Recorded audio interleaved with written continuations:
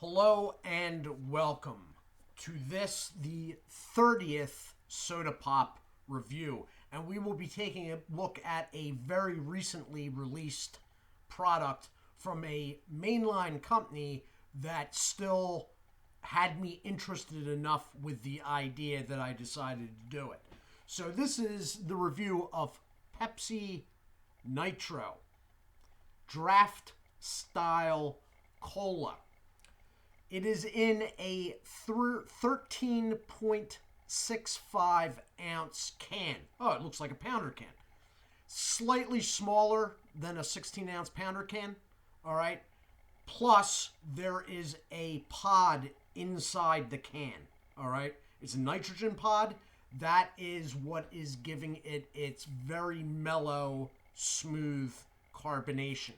To see what that looks like, I have already tried a can and cut it open.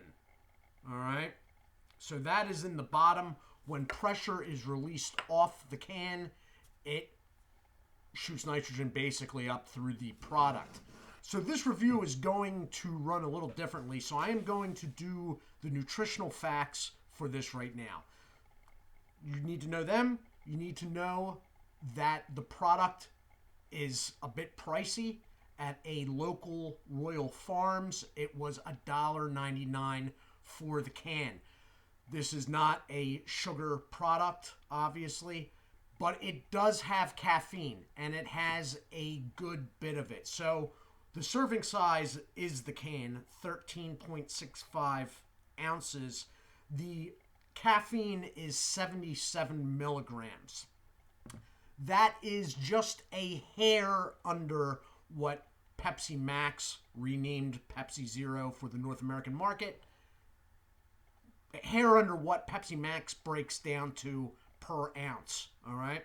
So this is the nutritional information for the entirety of the can. If you want to pause in 3, 2, and 1.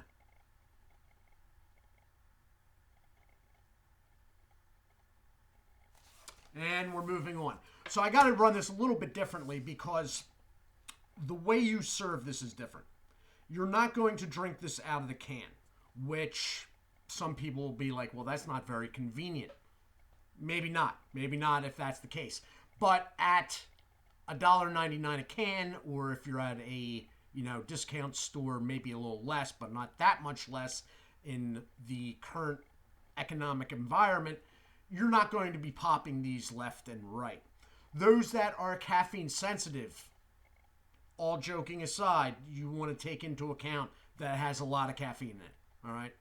It has, per serving, close to 25 to 30, depending on the Mountain Dew product, milligrams more of caffeine per serving.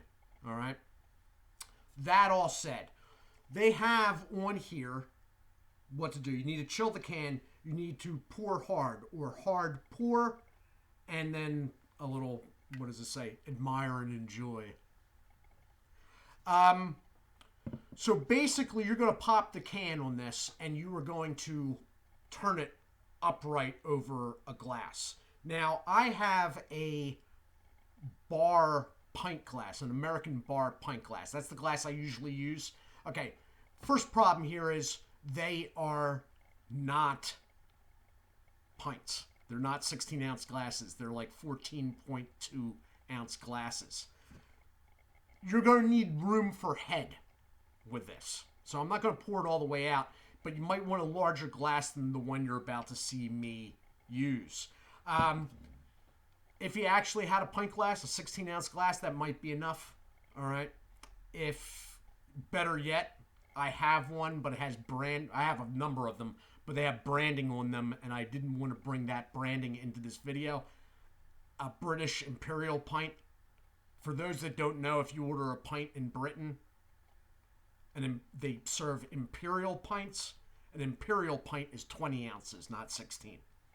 That would be the ideal, but I didn't want the branding brought into this. So let's get the glass. I'm using the small cooler tonight, so this should fog. This is the glass I'm talking about.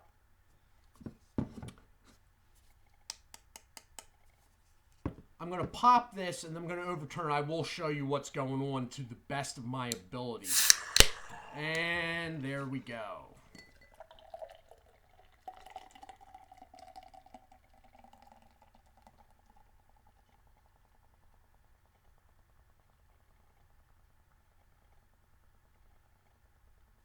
Actually, this might actually get close. Maybe not. Well, closer than I thought it would.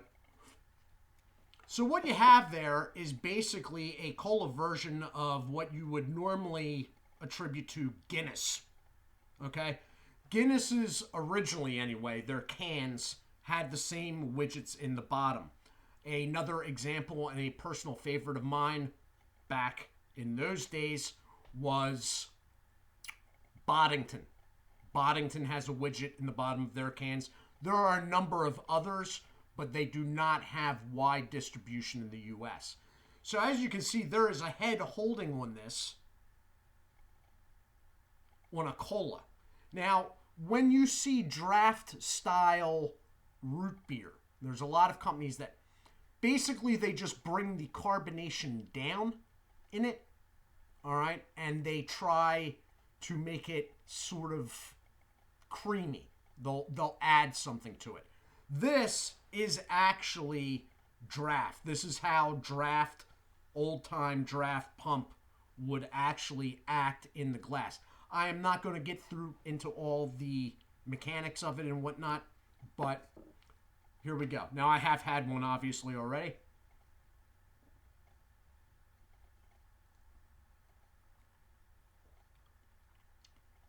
That is ridiculously good stuff. Like, dangerously good. My problem with this product is the price point, one. And two, that it's not a diet. I drink Pepsi Max partly because it's technically a diet. It doesn't taste like crap. To me, anyway. But you know what? That's maybe because I'm well used to it at this point. Pepsi Max has ginseng in it, and that makes it tolerable to me. So, you will even see it moving around. Now, I don't know how much it's going to show. When I poured it in down here, it has those sort of cloud type features. The stuff is smooth. It comes off as a creamy cola. If you can wrap your head around that for a moment.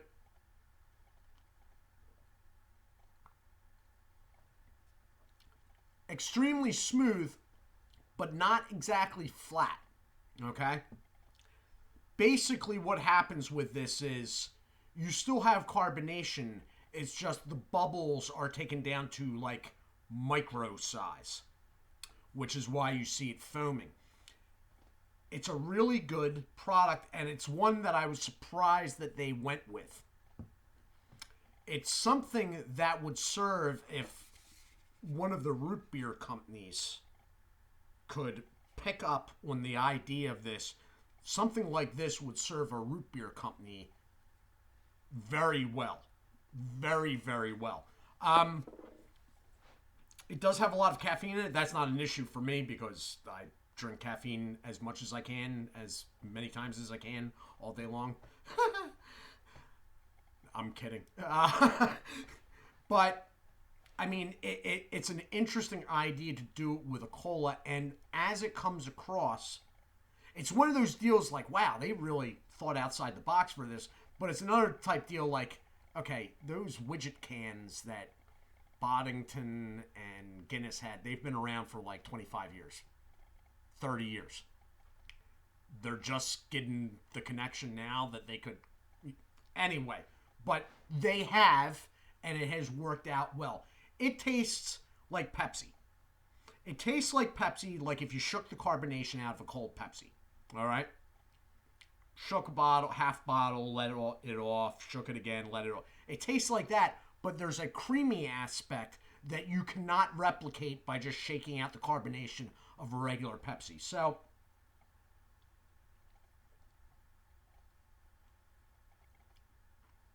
and yet there's still a little fizz there. Okay? But it's like, it's a fizz, but it's smooth. It's a smooth fizz. All right. I am impressed. I am impressed. This is not a product, as I said, due to price point and due to it not being diet. Something I would be able to drink all day long, every day. Now, I do drink Pepsi Max. I'm not a big fan of coffee. Okay, so soda is my... What is that? Hold on, I've just noticed a little decal on the side of this can here, and I'm wondering what it is. Okay, I thought that said Bass for a second. It actually says Ball, which I am guessing may be the widget. They may be giving a shout out to the widget there. The widget is the nitrogen pod that I'm talking about. In the center there, you can see in the center